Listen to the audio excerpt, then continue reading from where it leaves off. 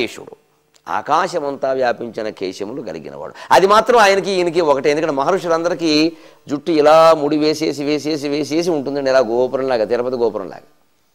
ఎందుకండి? ఒకటి తపస్సు. తపస్సులో ఉన్నవాడు నిత్యము ఈ క్షౌరశాలకు వెళ్ళి బ్యూటీ పార్లర్కి వెళ్ళి, మెన్స్ బ్యూటీ పార్లర్లు వచ్చాయి ఈ మధ్యన, ఈ జుట్టు కత్తిరించుకుంది 150 రూపాయలు అంట. మన యువకులు గొప్పవాళ్ళు తరచు చేయించుకోవట్లే, మంచిదే. అలా ఉంటే నెలకు 150 కలిసి వస్తుంది. 6 నెలలకు ఒకసారి చేయించుకోవడం మంచిది. ఈ యువకు ఇదివరకు అమ్మాయిలకే ఉండేది అందం పట్ల స్పృహ, ఇప్పుడు అబ్బాయిలకి బయలుదేరింది.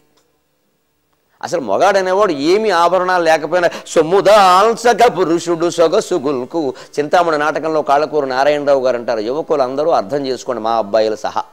సొమ్ముదాల్సక పురుషుడు సొగసుగుల్కు, ఏమీ లేకపోయినా మనిషి అండి మగాడు అలా కనీసం 5.5 ఉండి 6 అడుగులు ఉంటే మంచిది, పర్వాలేదు.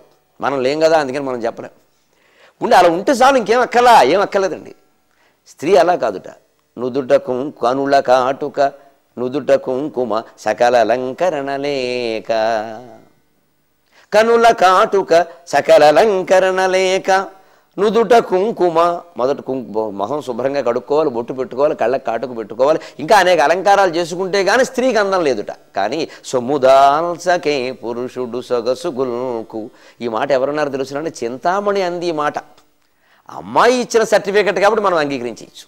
అందుకని అంబరకేశుడనంగ పెంపునన్, శివుడు అంబరకేశుడు, మహర్షులంతా అంబరకేశుడు. ఎందుకంటే ఒకటి తపస్సు కారణంగా ఈ జుట్టు మీద వారు శ్రద్ధ చేయరు, చేస్తూ కూర్చుంటే తపస్సు సాగదు. రెండవది, అసలు క్షురకర్మకి ముహూర్తం దొరకదండి. ఉపనయనం ఒకటి, శోభనం ఒకటి, క్షురకర్మ ఒకటి, ఈ మూడింటికి ముహూర్తాలు ఏడాదిలో 2, 3 ఉంటాయి వేద పండితులు చెప్తారు. అందుకే శోభనం, మనం చూసి శోభనాలని పెట్టిన ముహూర్తాలు అవన్నీ ఉన్న ముహూర్తాలు కావు. అందుకే అన్ని కుక్క ముద్దు పిందిలే పుడతాయి, సరైన వాళ్ళు పుట్టరు. అలాగే ఉపనయనం, పెళ్లికి ముహూర్తం దొరుకుతుంది, ఉపనయనానికి ముహూర్తం బ్రహ్మోపదేశం అది చాలా గొప్ప ముహూర్తం కావాలి, దొరకదు. మరి అందులో ఉత్తరాయణమై ఉండాలి ప్రత్యేకంగా. అందులో మళ్ళీ మూడాలు అవి ఉండకూడదు. కానీ ఇప్పుడు ఈ సంవత్సరం ఉత్తరాయణంలో అసలు సగం మూడంలోనే పోయింది. ఏం చేస్తాం, ఊరుకున్నాం అంతే.